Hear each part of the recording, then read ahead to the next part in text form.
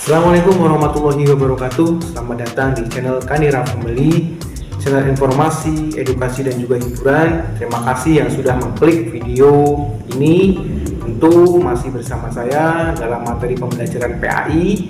Kali ini saya ingin membahas tentang kisah para nabi dan rasul. Dalam hal ini terutama akan mengangkat kisah Nabi Musa alaihissalam sejak Nabi Musa masih kecil hingga tumbuh dewasa.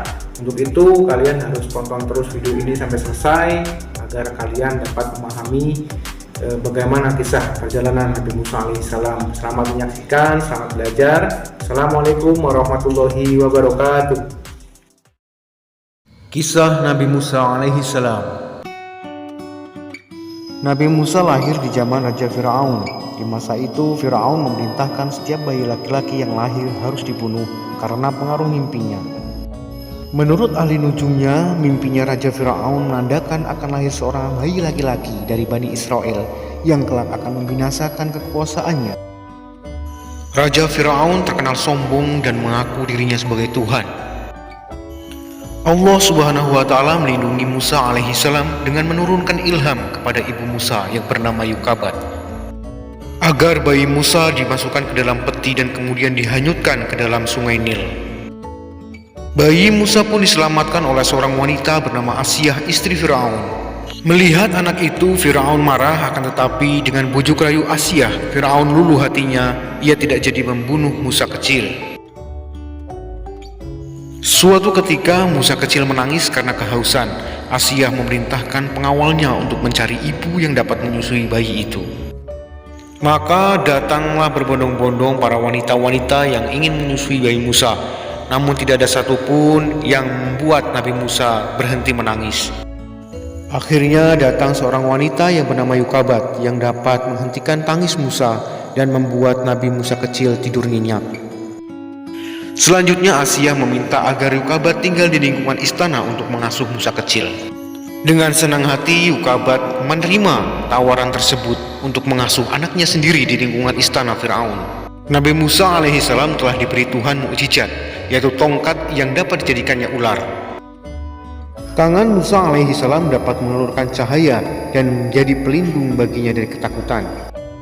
Kedatangan Nabi Musa alaihissalam di Mesir membuat Firaun marah dan menuduhnya Musa sebagai tukang sihir. Nabi Musa telah mengingatkan Firaun, janganlah kamu membuat dusta, nanti kamu dibinasakan dan mendapat siksa Allah Subhanahu wa Ta'ala. Firaun dan tukang sihirnya tetap saja melawan dan menantang. Akhirnya Musa alaihissalam meladeninya dan berkata, kumpulkanlah semua tukang sihirmu, datanglah beramai-ramai, kita berjumpa di suatu tempat. Di hari perjumpaan itu, tukang sihir Firaun berkata, ya Musa, lemparkanlah tongkatmu terlebih dahulu, atau kami yang akan memulai duluan.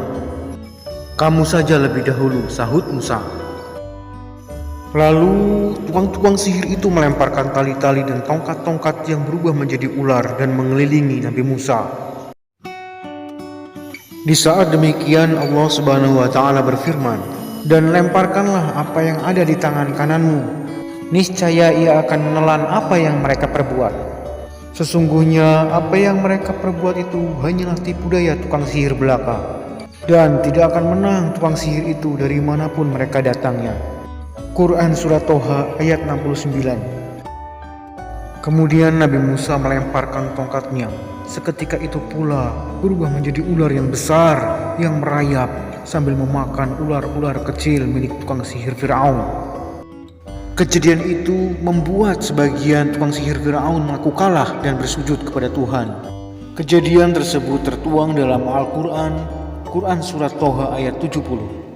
Karena tukang sihirnya bahkan istrinya telah beriman kepada Musa, membuat Firaun semakin marah dan semakin ganas. Dia menyiksa orang-orang yang beriman dan menghukumi orang-orang yang beriman kepada Musa sampai mati. Melihat kejadian yang demikian, Musa dan orang-orang yang beriman memilih mundur dan lari meninggalkan kota Mesir. Firaun dan bala tentaranya terus mengejar Nabi Musa beserta pengikutnya. Hingga sampai akhirnya Nabi Musa dan pengikutnya berhenti karena di hadapan terbentang laut merah yang begitu luas.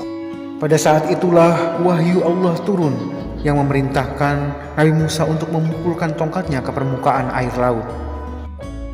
Tiba-tiba air laut terbelah menjadi dua bagian dan terbentang jalan yang lebar dan sangat luas. Musa dan para pengikutnya terus berlari menyeberangi jalan yang terbentang menuju ke seberang yang jauh. Dari kejauhan nampak Firaun dan para pengikutnya terus mengejar.